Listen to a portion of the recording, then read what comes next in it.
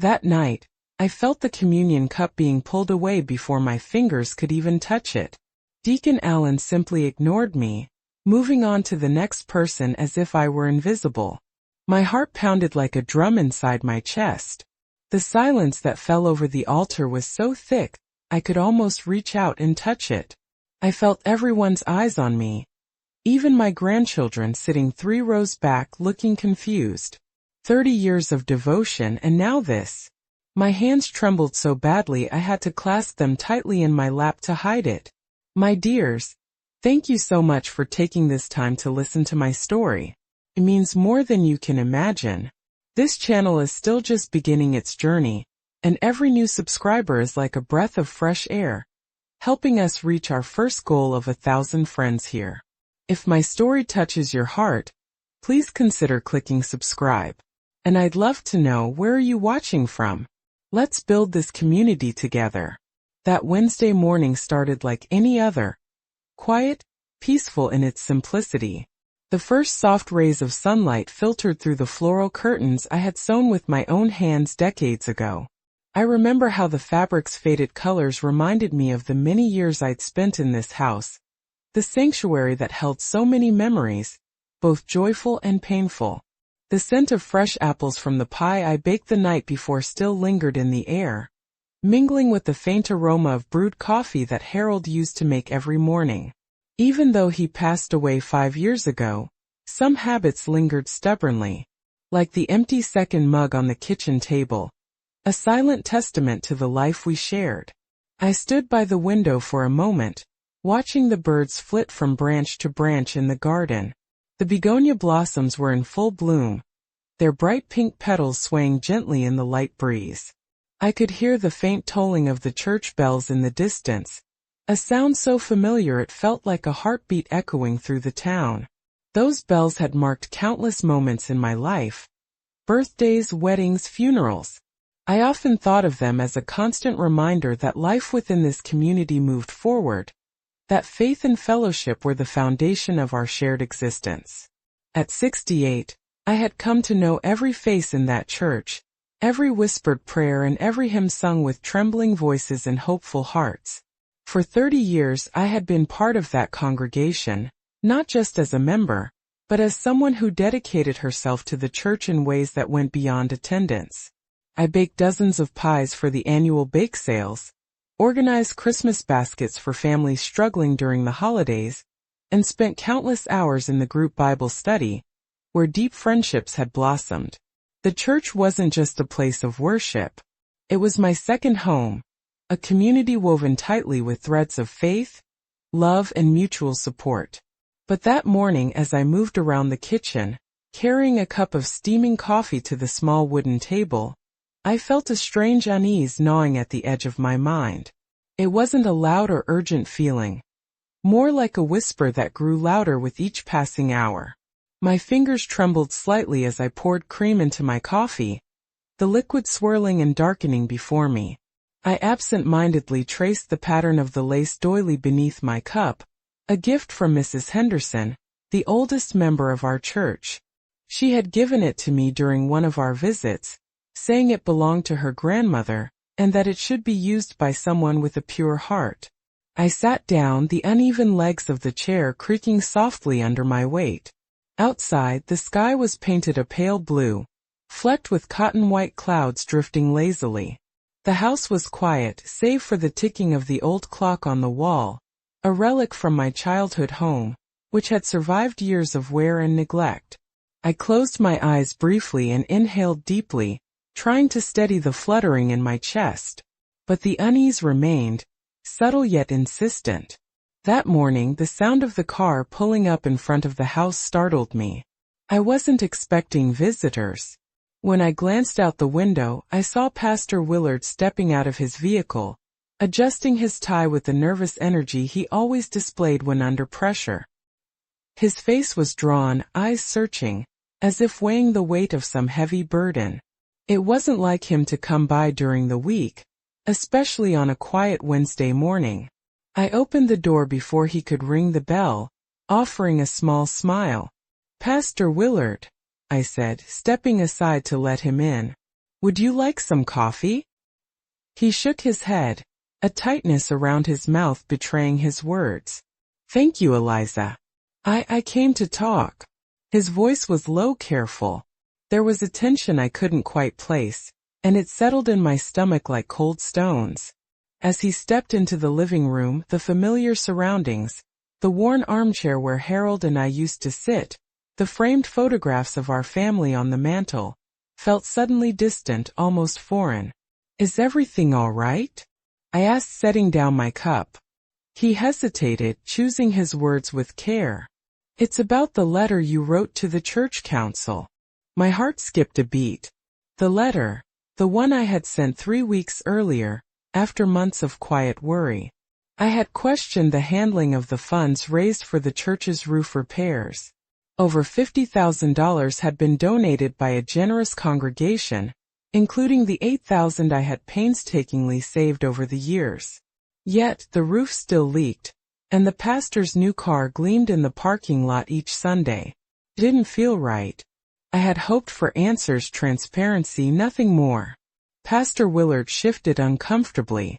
Some members, especially Deacon Allen, feel your letter was problematic. His eyes locked with mine, and I could see the weight of his words settle between us. We're asking you to publicly retract your statements tonight, before the communion service. I felt a flush rise to my cheeks, a mixture of anger and disbelief. Retract? For asking where the money went. For wanting honesty. He sighed deeply, and for a moment, I saw the man I had respected for years, the man who had baptized my grandchildren, who had comforted me when Harold passed away, struggling beneath the expectations of his role. Eliza, you're accusing respected members of the church of wrongdoing. But I'm only asking for transparency, I replied, voice trembling but firm. The silence that followed was heavy. He excused himself quickly, leaving me standing in the kitchen, hands shaking so badly I spilled my coffee across the floor. The dark liquid pooled like a stain of doubt spreading through my heart. It was a small mess, but to me it felt like the beginning of something much larger. Something I wasn't sure I was prepared to face. The rest of the day passed in a blur. My phone rang 3 times, calls that brought more confusion than comfort. Sarah, my dear friend from the Bible study group, canceled our weekly meeting, her voice hesitant as she explained that things were complicated. Meredith, who coordinated the annual bake sale, told me there would be no need for my pies this year. My daughter-in-law sounded worried when she called, mentioning rumors that I was causing trouble in town. Each call chipped away at the sense of belonging I had built over decades. Yet, despite the sting of isolation, I dressed carefully for the evening service. I chose my favorite skirt, a soft gray, and a light blue blouse, colors that had always made me feel calm and collected. My pearls, a brooch that had belonged to my mother, were pinned neatly over my heart, a talisman of strength. Jacob and Emma, my grandchildren, insisted on coming with me. Their presence was a balm to my frayed nerves. Emma, only 12, held my hand tightly as we walked through the church doors together. "Grandma," she whispered, "you look worried." I smiled at her, squeezing her hand gently. "Just a little, sweetheart. But I'm glad you're here with me." Crossing the threshold of the sanctuary was like stepping into another world. A place filled with whispered prayers, familiar hymns, and the warm glow of stained glass windows. Yet, that night the atmosphere felt different, thicker, more charged. The faces that greeted me were polite but distant. People I had laughed and cried with for years avoided my gaze or whispered behind cupped hands. The empty seats seemed to multiply around us. The pastor's sermon was on respect for authority. His voice, usually warm and inviting, now carried a sharp edge, each sentence ringing like an admonition. I felt as if every word was aimed at me, though he never said my name. My stomach twisted with a mixture of shame and defiance. When the time came for communion, I stood and walked forward, as I had done every week for 30 years. The aisle felt endless, and the faces of the congregation blurred into a sea of judgment. My heart pounded harder with every step. When the congregation returned to their seats, I remained at the altar, my legs heavy and trembling. "I would like to say a few words," I announced, my voice clearer than I expected. The pastor tried to interrupt, but I pressed on, fueled by years of silent frustration. "I have served this church for 30 years. I have given time, money, and love to this community. I have never asked for anything in return, except honesty. If questioning where the money we donated for the roof has gone makes me unworthy of communion, then perhaps we all need to reconsider what it means to be a Christian community." The room was still. The silence was deafening, but then something remarkable happened. Jacob stood up, his expression serious and resolute. Emma followed, her small frame rising with quiet strength. Then Mrs. Henderson, steady despite her age, joined them. One by one, 7 members stood in solidarity. That night, I returned home burdened but strangely peaceful.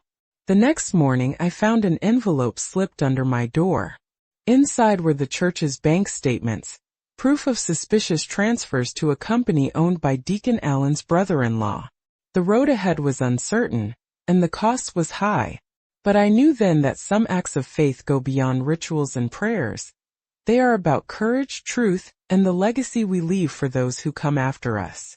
And so my story begins, not with the cup being taken from me, but with the morning sun shining through my old kitchen window, the scent of apple pie lingering in the air, and the quiet resolve in my heart to seek justice, no matter the cost. That morning had already started with a quiet tension I couldn't quite explain. The sun streamed gently through the curtains, casting soft patterns of light and shadow across the kitchen floor. The familiar scent of my apple pie lingered, almost mocking the unease growing inside me. I had tried to ignore it at first, telling myself it was just another day like the many Wednesdays before. But deep down I sensed something was coming. Something that would change everything. When Pastor Willard's car pulled up outside, that feeling sharpened into an edge I couldn't soften. I was watering the begonias when I noticed him. His posture, usually relaxed and warm, was stiff. His hands fidgeted nervously with his tie, a gesture I'd seen before, one that meant a difficult conversation was on the horizon. A part of me wanted to close the door and pretend I hadn't seen him, but that wasn't who I was. I opened the door with a forced smile, trying to gather the calm I needed. "Good morning, Pastor," I said, stepping aside to invite him in. "Would you like some coffee?" He shook his head, declining my offer with a tight smile that didn't reach his eyes. "Thank you, Eliza. I need to talk to you." The words hung heavy in the air between us, unspoken but understood. I felt a sudden chill creep up my spine, my hands becoming cold and clammy. My breath hitched, and a lump formed in my throat so thick it made swallowing difficult. I closed the door behind him, the soft click echoing in the stillness of the room. We moved to the living room, the space filled with memories. The faded armchair where Harold and I shared quiet evenings felt suddenly distant, as if the weight of what was about to happen pressed against the walls. I clasped my hands in my lap, trying to steady the trembling that had taken hold. My heart pounded so loudly I was certain the pastor could hear it. Pastor Willard cleared his throat and took a seat, his hands folded tightly on his knees. His eyes searched mine, but there was something guarded in their depths, a reluctance to say what he needed to say. I waited, the silence stretching between us like a taut wire ready to snap. Finally he spoke. "Eliza, it's about the letter you sent to the church council." The words hit me like a sudden gust of cold wind. My heart dropped and I felt a rush of heat flood my face. I knew what he meant. My letter questioning the financial transparency of the church, the funds raised for the roof repairs that had yet to materialize. The letter I had written with hope for accountability, not knowing it would stir such a storm. "I'm aware," I said quietly, though inside turmoil churned. My hands gripped the armrests of my chair as if anchoring myself to the moment. "What about it?" Pastor Willard's gaze faltered for a moment. He glanced down at his hands, then back up with a forced calm. Some members of the council, especially Deacon Allen, have found your letter problematic. My breath caught again. I wished the room were brighter, or that I could see a crack in the ceiling to focus on. Anything but the weight of his words. Problematic? I echoed. For seeking the truth? He nodded slowly. The concern is that your letter accuses respected members of the church of misusing funds. I felt a rising tide of frustration and disbelief. I'm asking for transparency, Pastor. I'm not accusing anyone. I'm asking for answers. His lips pressed into a thin line. Eliza, the council is asking you to publicly retract your statements at tonight's service, before communion. The room seemed to close in on me. My breath became shallow, my chest tightening as if invisible hands squeezed around my ribs. My fingers trembled and I fought the urge to cry. The years of service, the countless hours volunteering, the donations, all suddenly felt fragile, like a glass about to shatter. I blinked hard, swallowing the lump in my throat. Retract? For asking where the money went. For wanting honesty from the people I've trusted. Pastor Willard's eyes softened for a moment, but the weight of his role pressed down on him. Eliza, it's not about trust. It's about protecting the church's unity. Public dissent can cause division. I shook my head slowly, the sting of betrayal sharp and bitter. Is unity worth sacrificing truth? Is silence worth the cost of justice? He sighed deeply, a sound filled with regret. I understand your concerns, truly, but the council believes this is the best way forward. For a moment I sat in stunned silence. My hands clasped tightly to still their shaking. The quiet was thick, heavy with unspoken fears and hopes. I thought of Harold, of our years together, of the honesty he lived by. I thought of my mother's steady voice reminding me to stand firm. And I thought of my grandchildren watching me, learning what justice meant. The decision loomed before me, enormous and daunting. To back down meant peace, but at the cost of my conscience. To stand firm meant conflict, but also the possibility of change. My throat was dry, my mouth parched. I took a slow, deliberate breath and met Pastor Willard's gaze with newfound resolve. I cannot retract what I believe is right. I owe that to this church, to myself, and to the future. He looked away, the tension in his shoulders palpable. Eliza, please consider the consequences. I have, I replied quietly. And I'm ready. When he left, the house felt colder. I sank into a chair, my hands shaking so hard I spilled the coffee I'd poured earlier. The dark liquid seeped into the floorboards, a small stubborn stain, like the doubt spreading in my heart.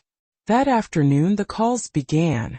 Sarah, my closest friend, hesitated before telling me she couldn't meet for Bible study. Meredith, who always appreciated my pies for the bake sale, said they wouldn't be needing them this year. Even my daughter-in-law's voice carried a note of worry as she spoke of rumors spreading through town. Each call chipped away at the walls of belonging I'd built for decades. I felt a cold isolation creeping in, but still I held on to my conviction. I dressed carefully for the evening service, choosing my gray skirt and blue blouse, the colors that had always brought me comfort. I pinned my mother's pearl brooch over my heart, a reminder of the strength that had been passed down. Jacob and Emma wanted to come with me that night. Their presence was a balm to my frayed nerves. Emma squeezed my hand as we walked into the church, her eyes wide and searching. "Grandma, you look worried," she whispered. I smiled softly, the warmth of their love steadying me. "Just a little, dear. But I'm glad you're here." The church felt different that evening. The familiar faces wore expressions that were polite but distant. Whispers floated in the air like shadows, and empty seats surrounded us. The sermon on respect for authority felt pointed, each word a silent rebuke. And then came the moment I had feared. When Deacon Allen reached me during communion, he looked straight into my eyes, and then passed the cup to the next person, as if I were invisible. The world seemed to stop. A heavy silence filled the room, thick and suffocating. I heard a sharp breath. I remembered the last time I'd sat here for a Wednesday service, surrounded by laughter and warmth, the choir's voices lifting in joyful harmony, the gentle nods of encouragement from Mrs. Henderson as she passed the piece, the steady presence of Jacob and Emma sitting beside me, their little hands squeezed in mine, expectant and full of innocent faith. That memory felt like a photograph frozen in time. Vibrant, full of life, impossible to touch now. The pew creaked beneath me as I shifted, my heart tightening with every whispered conversation that fell silent when I entered. I caught a glance from Sarah across the aisle, her eyes fleeting away before I could meet them. Sarah, my friend for more than 20 years, whose warm laughter had once filled my kitchen during Bible study. Her hesitation was a sharp sting in my chest. Was it pity? Fear? I couldn't tell. But the warmth was gone. Just minutes before the service had started, I had noticed Meredith standing near the entrance, clutching her purse a little too tightly. Her smile was polite but forced, the kind that masked 1,000 questions left unasked. I wanted to approach her, to ask if things could ever go back to the way they were, but my voice felt trapped inside my throat. Instead, I watched her turn away, slipping out the side door with a quick nod to no one. Jacob and Emma sat close by, their youthful faces etched with confusion. Emma, always so perceptive, leaned in and whispered, "Grandma, why is everyone acting like I'm not here?" Her voice was small, barely audible, but it broke something inside me. I pulled her close, brushing a stray lock of hair behind her ear. "They're scared, sweetheart. But we don't have to be." I hoped my words were more a promise than a comfort. Pastor Willard took the pulpit with a practiced smile, his hands steady despite the tension vibrating in the room. I could see the tightness around his eyes, the subtle way he adjusted his tie as if trying to straighten something far beyond fabric. His sermon was on respect for authority, a theme that could have been uplifting in another time, but tonight it felt like a carefully measured sermon aimed squarely at me. Every phrase felt like an accusation, every pause a silent judgment. When he spoke, his voice was calm but carried an edge I hadn't heard before. "Respect is the foundation of any community," he said, his eyes sweeping the congregation. "It is the glue that holds us together through trials and triumphs alike. Without it, the very fabric of our fellowship begins to unravel." I wanted to raise my hand and ask, "Respect? What about respect for honesty? For truth?" But the words stayed silent, lodged in my chest. I swallowed hard, feeling my throat tighten but forcing myself to remain still. I was here to stand, not to run. As the time for communion approached, the room seemed to hold its breath. I stood smoothing my skirt, my hands trembling beneath the folds of fabric. Jacob gave me a small nod, his eyes steady and unwavering. Emma squeezed my other hand tightly, her small fingers warm against my palm. That connection was my lifeline. The line moved slowly as Deacon Allen began serving the communion cups. He greeted each person with that familiar nod, the practiced smile that masked the severity beneath. When he reached me, I looked up, searching for any sign of kindness, any flicker of the man I thought I knew. Instead, his eyes met mine with a cold, unreadable expression. For a heartbeat, I thought he might hand me the cup. But then, without a word, he reached past me, extending the chalice to the woman behind me. The silence that fell was suffocating, like the hush before a storm breaks. I heard a sharp intake of breath from someone behind me, perhaps Jacob, and felt the weight of every gaze turning my way. My legs threatened to buckle, but I held myself upright, locking my eyes with Allen's.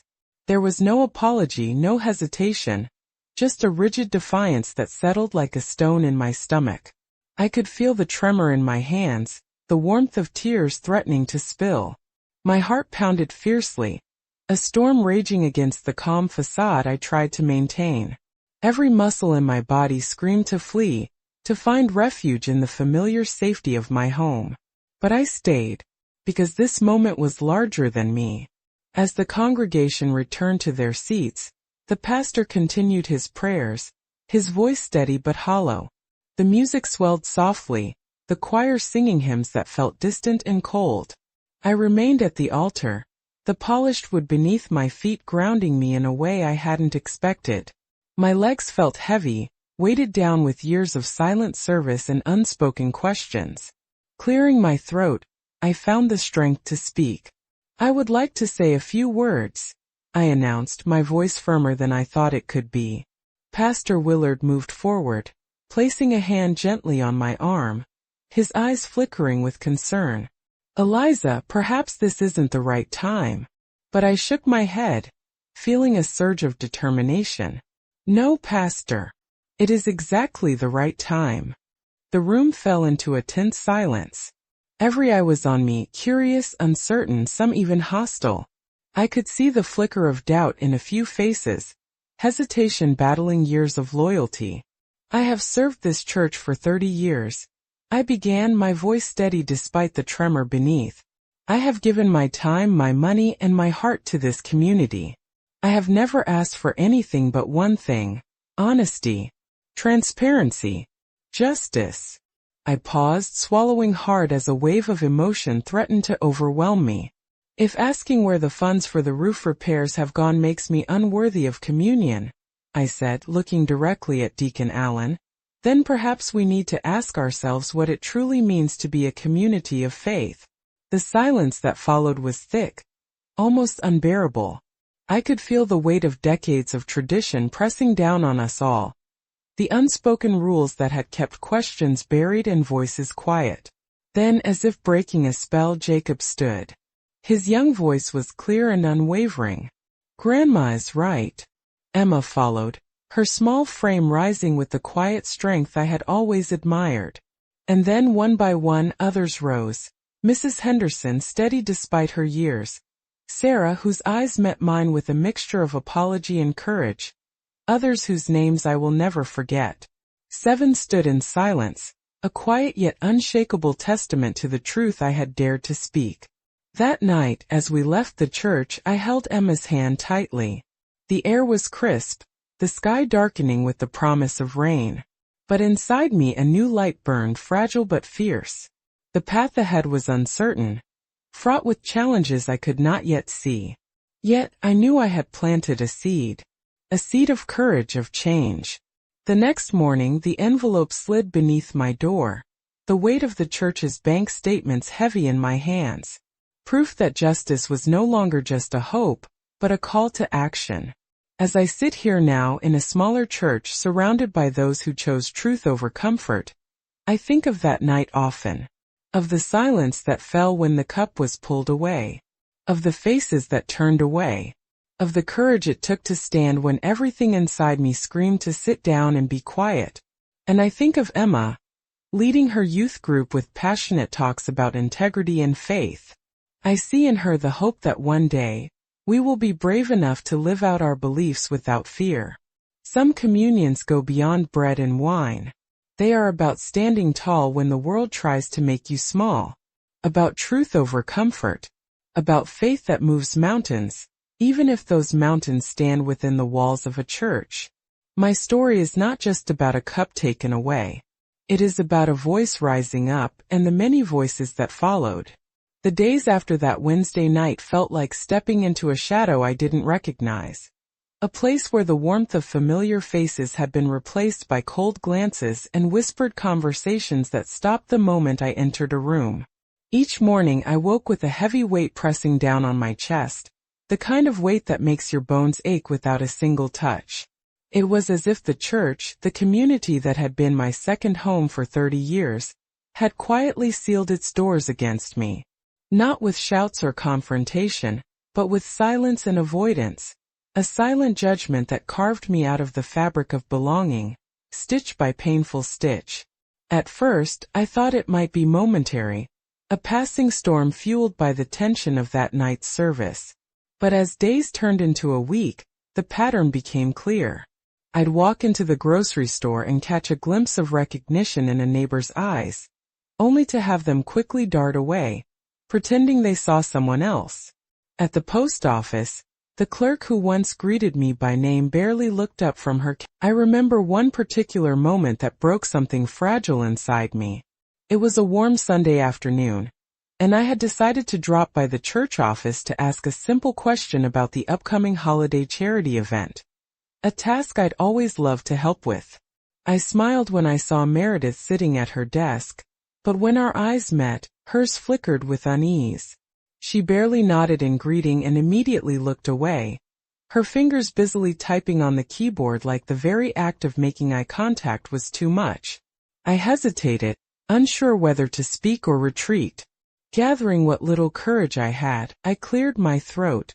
"Meredith, I was wondering if you could tell me if the plans for the charity bazaar are underway." Her lips pressed into a thin line. "Oh, Eliza," she said, her voice tight. "We've decided to go in a different direction this year. There won't be as much need for volunteers." I nodded slowly, swallowing the lump forming in my throat. "I see." She didn't offer another word. Her gaze dropped to the floor and I turned away, the sting of rejection sharper than any harsh words could have been. At home I tried to shield Jacob and Emma from the coldness that had settled over our lives. But I could see it in their eyes. Questions they didn't voice but that hovered like a storm cloud between us. Emma, ever so sensitive and bright, would sometimes tug at my sleeve whispering, "Grandma, why don't they smile at you anymore?" Her small hands trembled just a little, betraying the uncertainty she tried to hide with a brave face.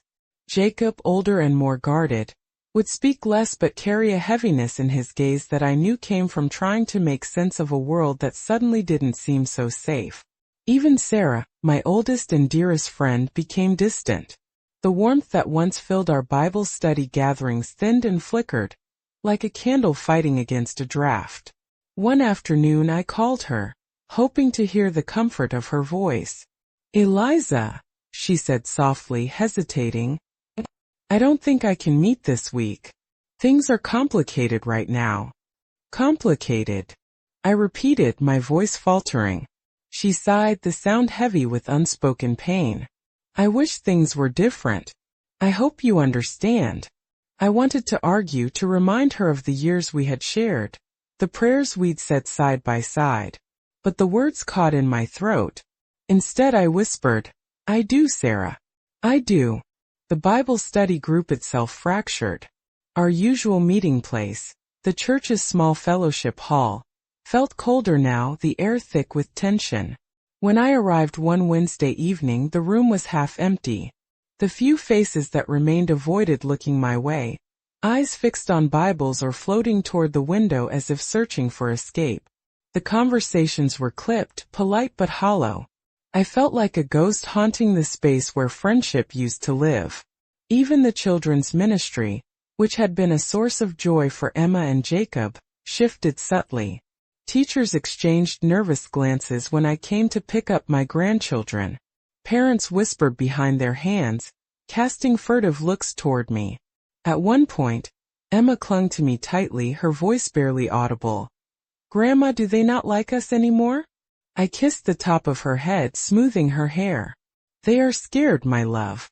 But we have to hold on to what's true." One afternoon as I walked through the town square, I caught sight of Pastor Willard across the street. He was speaking with a small group, his voice animated but eyes scanning the crowd like a man guarding fragile ground. When our eyes met briefly, he offered a tight, polite nod, but there was no warmth, no recognition. It felt as if a wall had risen between us, one too high to climb. I wanted to reach out, to speak with him, to remind him of the years we had shared, the baptisms, the funerals, the quiet moments of prayer. But the distance between us was more than physical. It was a chasm carved by fear, by loyalty to a system that demanded silence over truth. That same week, a small incident at the grocery store left me shaken.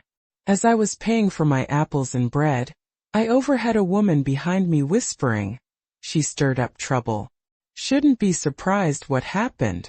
I turned slowly, meeting her eyes. There was no anger in my voice, only sadness. "I am only asking for honesty," I said softly. "Is that so wrong?" She looked away, cheeks flushed, and hurried out of the store. The eyes of others turned toward me, some with sympathy, others with judgment. The crowd's invisible weight pressed down, reminding me that I was no longer just Eliza Patterson, devoted church member, but something else, someone marked. At home the silence was a heavy presence. Jacob and Emma would sit quietly, sometimes talking about school, sometimes retreating into their own worlds. I tried to keep our home a sanctuary, a place untouched by the coldness outside. But the walls felt thinner, the air heavier with unspoken fears.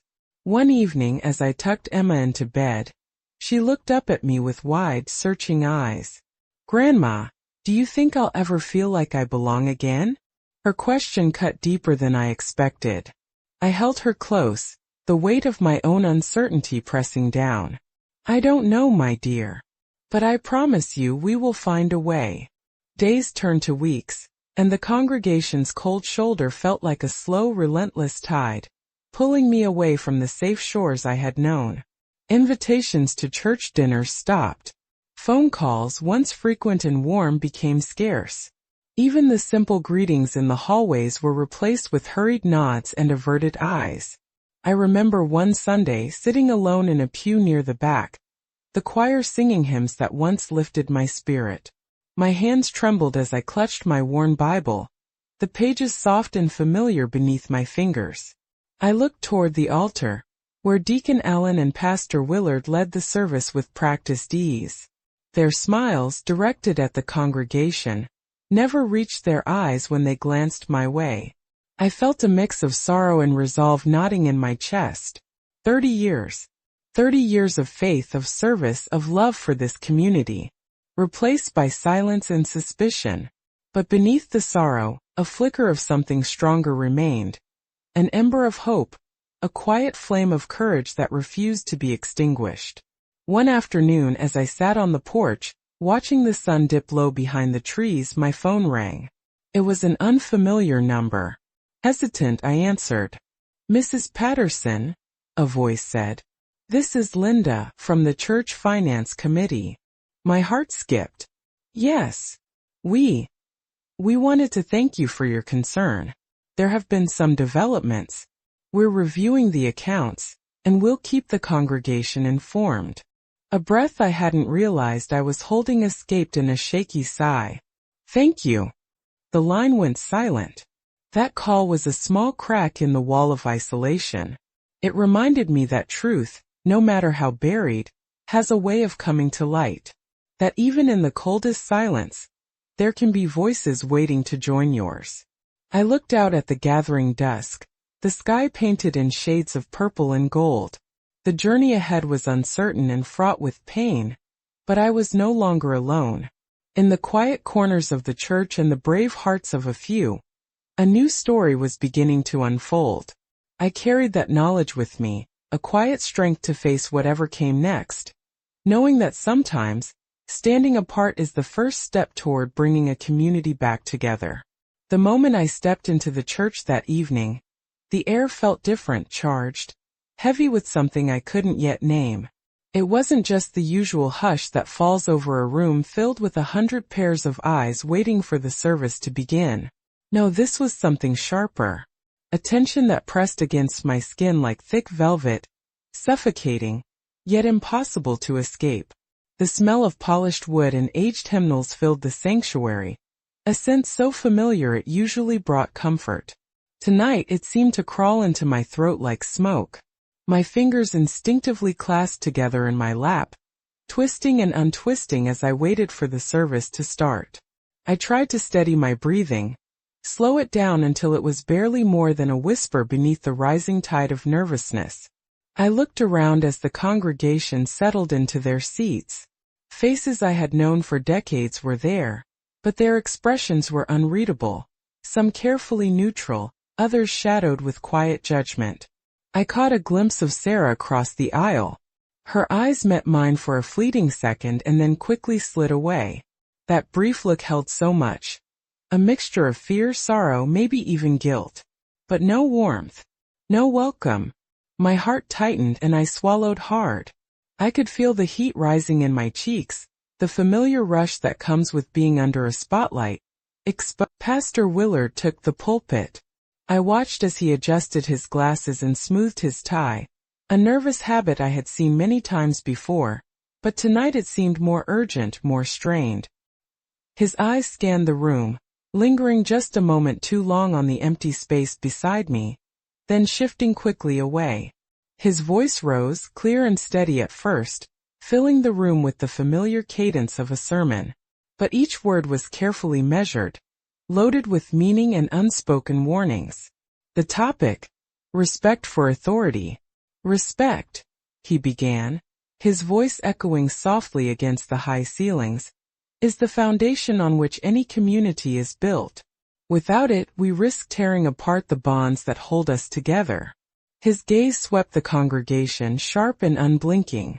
Respect for those who lead us, for those who guide us in faith, is not just a courtesy. It is a sacred duty. My breath caught. The words felt pointed, directed straight at me.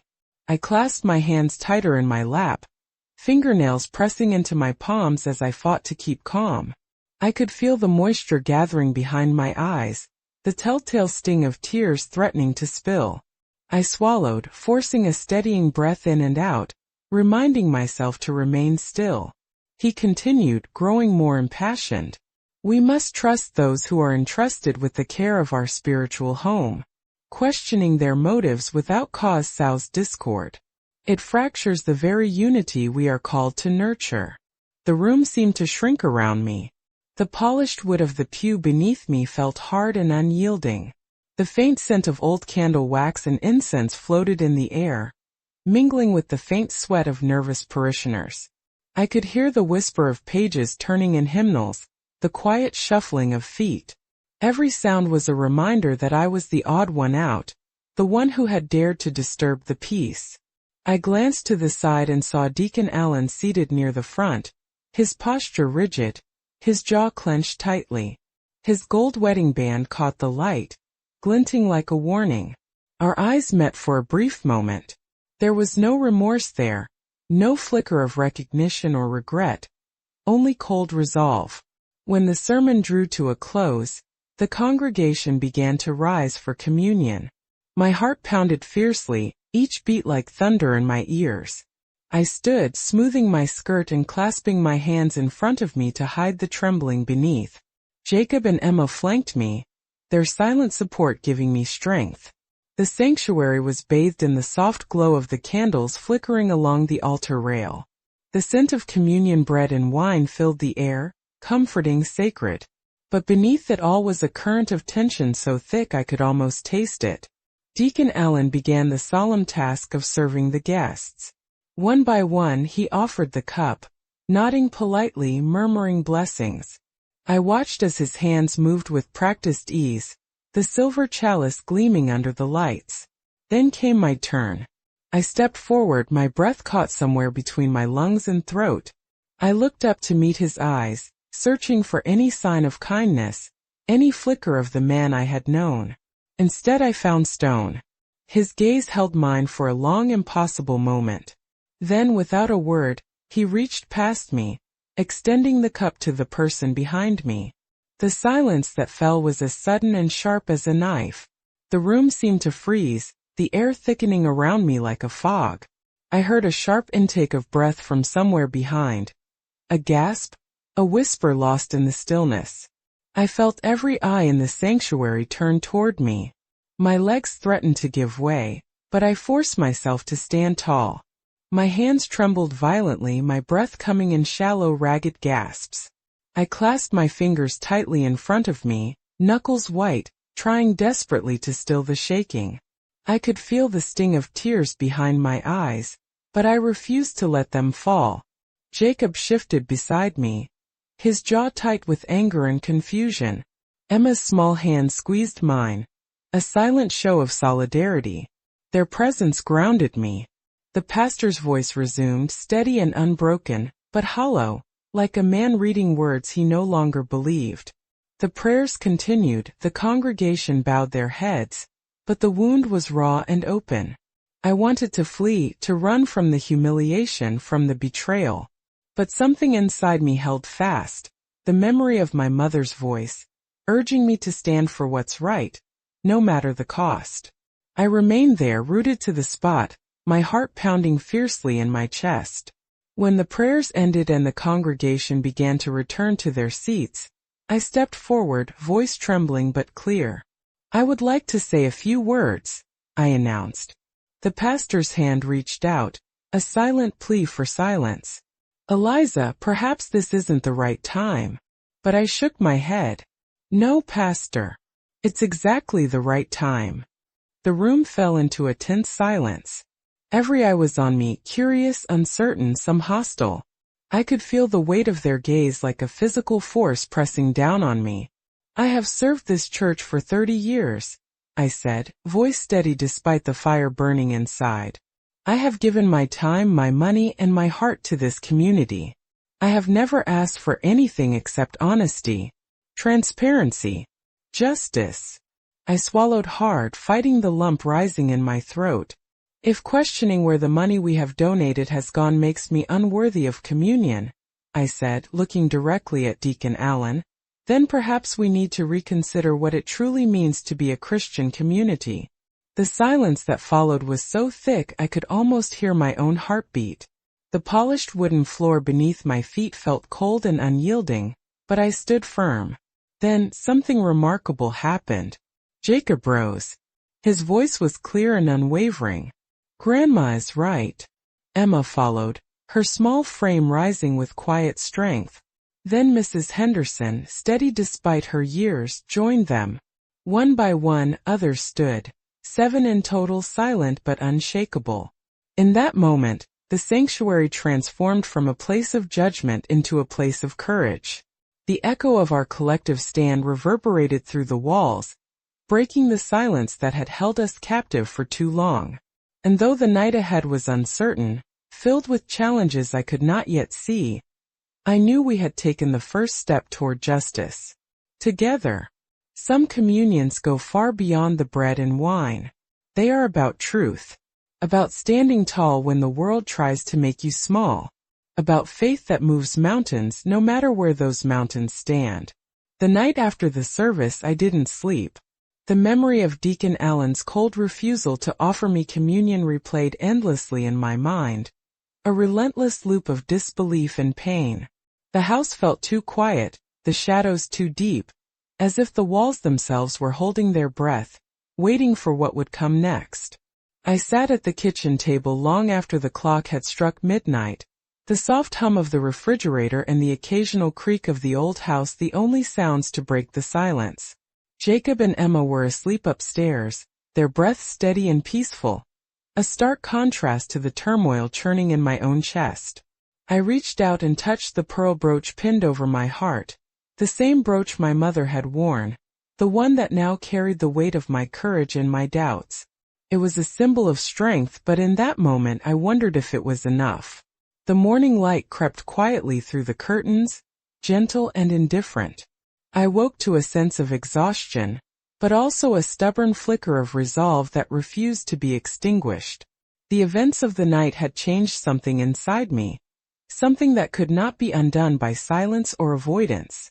As I moved through the day, the coldness from the congregation settled more heavily on me. I knew many were whispering behind closed doors, their eyes filled with suspicion or disapproval. But a few held something different. Hesitation, maybe even curiosity. I could sense the cracks in the armor of silence that had surrounded me, and I held on to that hope like a lifeline. It was late that afternoon when I found the envelope, thin and plain, slipped beneath my front door. The paper was crisp, the handwriting unfamiliar but careful. My hands trembled as I picked it up, my heart pounding with a mixture of fear and anticipation. Inside were pages of bank statements, printed and arranged meticulously. As I scanned the numbers, my pulse quickened. Transfers, amounts, dates, all pointing to a pattern that made my stomach churn. Funds raised for the church roof had been diverted to a company owned by Deacon Allen's brother-in-law. The evidence was clear, undeniable. I sat down heavily, The papers spread before me like the unspoken truth that had been hiding in plain sight for so long. The realization was a strange mixture of relief and sorrow.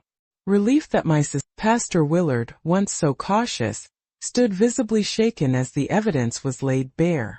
Deacon Allen, faced with undeniable proof, resigned his position in silence. The weight of his absence was heavy, but somehow also freeing. The public apology from Pastor Willard came soon after, a quiet, sincere acknowledgement of failures and a promise to rebuild trust. It was not an easy path. Many hearts were wounded, and some relationships broken beyond repair. But it was a start.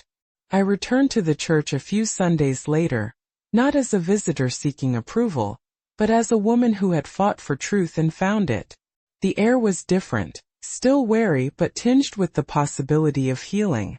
Emma now leads the youth group with a passion for integrity and courage that fills me with pride. Watching her speak openly about these experiences, encouraging others to ask difficult questions and stand their ground, is a testament to the legacy this ordeal has shaped. Sometimes I think back to that night the cup pulled away, the silence that followed. It was a moment of profound loss, but also the beginning of something much greater. Because some communions aren't just about bread and wine. They're about standing tall when the world tries to make you small. About courage that moves mountains, even when those mountains are within the walls of a church. And in that courage I found my faith renewed, not in the perfection of people, but in the enduring power of truth and love. The church was quiet now. The kind of quiet that settles deep into the bones of a building, soft, heavy, almost sacred. I sat alone on a wooden pew near the back, its varnish worn smooth by decades of hands, knees, and whispered prayers. The late afternoon light filtered through the stained glass windows, casting colorful patches of red, blue, and gold across the polished floor. The air smelled faintly of wax and old hymnals, a scent so familiar it felt like home, yet today it carried something else. An echo of things that had passed and of things still to come. I looked down at my hands resting on my lap. The pearl brooch my mother once wore still nestled securely on my blouse, its soft luster catching the fading light. It was a small, precious link to the past, a reminder of strength passed through generations. I traced its smooth surface gently, feeling the coolness beneath my fingertips, and I thought of all the moments that had led me here. The years of faithful service, the quiet prayers whispered in the dark, the hopes and fears wrapped up in every hymn. The pew beside me was empty. That empty space spoke volumes, the absence of familiar faces, the silent testimonies of those who stayed and those who left. It was more than just a chair unoccupied. It was a symbol of the fractures that had shaken the foundation of my church family, of the courage and cost that truth demands. Outside, I heard the soft crunch of footsteps on gravel. Jacob and Emma's voices drifted faintly through the open door as they walked away, their laughter light but carrying the weight of what had passed. Their footsteps faded, leaving behind a stillness that felt both painful and peaceful. The wooden door creaked gently as it swung shut, the sound sharp in the quiet sanctuary. A light breeze followed, stirring the edges of the hymnals on the shelves, rustling the pages like a whispered benediction. The wind brushed across the polished floors, nudging dust motes into the shafts of light, a reminder that nothing stays still forever. Not sorrow, not silence, not even faith. I closed my eyes and took a slow breath in, filling my lungs with the familiar air of this place I had loved so deeply. When I exhaled, I released more than just breath. I let go of the pain, the shame, the fear. They were part of the story now, but they did not define it. What remained was something quieter, steadier, like the roots of an old tree gripping the earth beneath a storm. For 30 years I had carried this church in my heart. I had given it my time, my love, and my faith. And though the path had been rough, the ending was not a goodbye, but a beginning. Because faith is not kept in walls or rituals. It lives in the courage to stand up for truth, in the hands that lift each other when the world feels cold, and in the voices that refuse to be silenced. As the afternoon shadows lengthened and the light grew soft, I stood and smoothed my skirt, feeling the weight of the past but also the promise of what lies ahead. I stepped out of the pew, my footsteps steady on the wooden floor, and walked slowly toward the door. The church, this place of prayers and confessions of joys and sorrows, held its breath with me. Outside, the sky was a canvas of pale pinks and deepening blues. The wind whispered through the trees, carrying with it the scent of rain and renewal. I breathed it in, feeling that same sense of quiet strength that had held me through every challenge. Faith, I realized, is not about perfection. It is about the relentless pursuit of truth. It is about love that refuses to abandon, even when the path is hard, even when the communion cup is taken away. And so I stepped into the evening, into the unknown. The door closed softly behind me, a gentle echo marking the end of one chapter and the beginning of another. The empty pew waited, silent and patient, for those who would come to sit, to listen, to stand, and to believe. Some communions go beyond bread and wine. They are about the courage to remain, the strength to speak, and the hope to rebuild. And in that hope I found my faith renewed, my heart unburdened, and my spirit ready to carry on. This is not just my story. It is the story of all who dare to seek truth in places where silence once ruled. It is the story of faith tested and faith strengthened. It is the story of a woman, her grandchildren, and a church forever changed by the power of standing tall. The church bell rang softly in the distance, calling out across the quiet town. I turned my face toward the fading light and smiled, a smile not of victory but of peace. Because every ending holds a new beginning, and every act of courage, no matter how small, is a step toward healing the broken places. I walked away from the church that day with my heart full and my soul steady. The road ahead was long, but I was no longer afraid. For I had learned that faith is not about never falling. It is about rising every time we do. And with that, my dear friends, I leave you. May your own journeys be marked by courage, truth, and the unshakable love that binds us all. Thank you for walking this path with me. Until we meet again. The church was quiet now. Not the lively hum of Sunday mornings filled with greetings and laughter, but a calm so deep it seemed to seep into the very walls. I sat alone on a familiar wooden pew, the varnished surface smoothed and worn by years of hands seeking comfort, seeking God. The stained glass windows scattered soft, colored light across the floor. A kaleidoscope of reds, blues, and golds that danced slowly with the fading afternoon sun. I felt the weight of the moment settle around me like a heavy shawl. 30 years. 3 decades of faith, service, and love woven into every corner of this place. And yet here I was, alone in a sanctuary that once felt like home. The silence was not just absence of sound. It was a presence in itself, thick and tangible, full of everything left unsaid. My hands rested lightly in my lap, fingers tracing the pearl brooch pinned over my heart, the same brooch my mother wore. A simple circle of pearls worn smooth by time and tears. It was more than jewelry. It was a legacy, a quiet reminder of strength passed down through generations of women who faced their own battles with grace and dignity. Today, it felt like the only tether holding me steady. Outside, I could hear soft footsteps, Jacob and Emma's voices drifting faintly through the open door as they walked away, their laughter light but edged with the gravity of recent days. Their presence, their courage had been my anchor throughout this storm. Watching them grow into young people who understood the cost of standing up for what's right filled me with a quiet pride that no hurt could diminish. The wooden door creaked gently shut behind me, and as the echo faded, the sanctuary seemed to breathe with me. The breeze stirred the pages of hymnals on the shelves, their rustling like a whispered benediction. The light shifted, dust motes floating in the shafts of sunlight.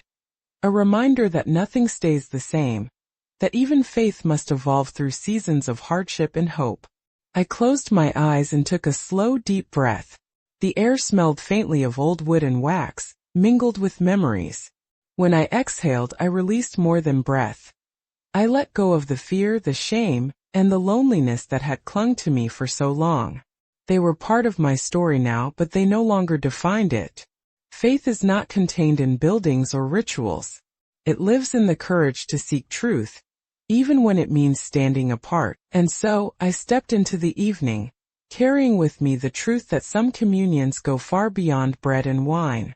They are about standing tall when the world tries to make you small, about the courage to speak when silence seems safer, about love that refuses to let go, no matter the cost.